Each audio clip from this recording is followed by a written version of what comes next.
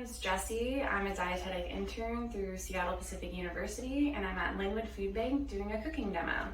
Today, we're going to be making pumpkin rice pudding. I know what you're thinking, it's that time of year, pumpkins, and pumpkins are really great for you.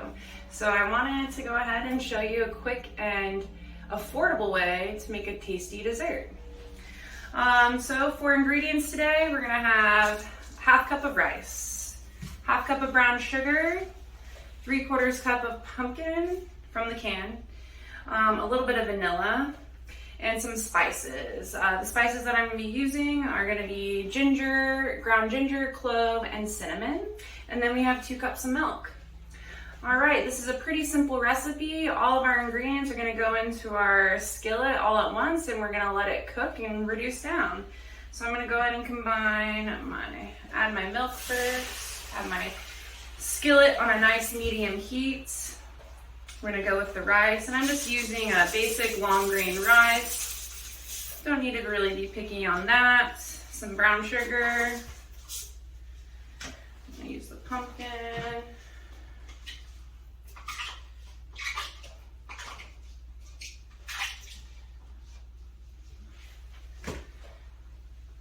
Vanilla.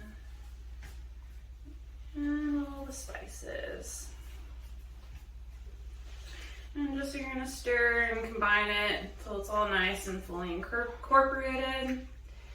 As I said before, pumpkins are super great. They're actually known to be a superfood for many different reasons. One of the biggest things is that in one serving of pumpkin, you get double the amount of vitamin A that you need in a day.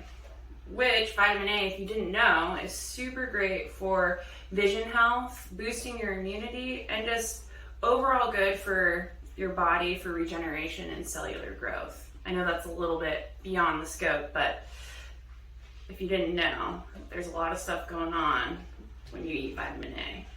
Okay, we're about halfway through our rice pudding reducing down and cooking. I'm gonna go ahead and try it and see how my rice is turning out. Kind of will give me an indicator if I need to add more liquid.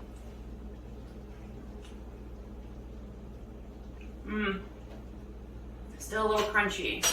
So I have a little extra milk, about 1 cup. I'm gonna add it in, not all of it, but just a little bit at a time to make sure that my rice is gonna be thoroughly cooked. No one really wants crunchy rice pudding, so I'm gonna give that a go and see how it turns out.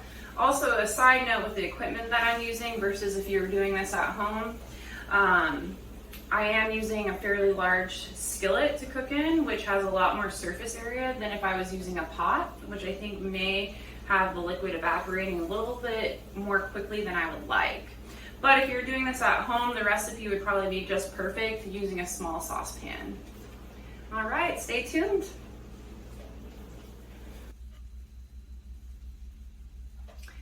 Okay, so it's been about 20 minutes for our rice to cook down and absorb all the liquid. And I'm gonna go ahead and try the rice and see kind of where we're at. All right, it's doing pretty good. So I'm gonna go ahead and transfer it into this pot, or this Tupperware. So with the rice pudding, you're not going to want to eat this hot. Just let it sit in the fridge and cool down for about 2 hours. And you can have it as a nice treat for the upcoming holidays if you want. You're looking for something a little bit more affordable. But there you have it, pumpkin rice pudding. And just a quick reminder for good food safety practice is when you are letting things cool down in the fridge to keep it uncovered and let the steam escape. If you do keep your items covered, it's a breeding ground for bacteria, so it's very important to follow that when you're storing your food in the fridge. Anyway, I hope you enjoyed this recipe.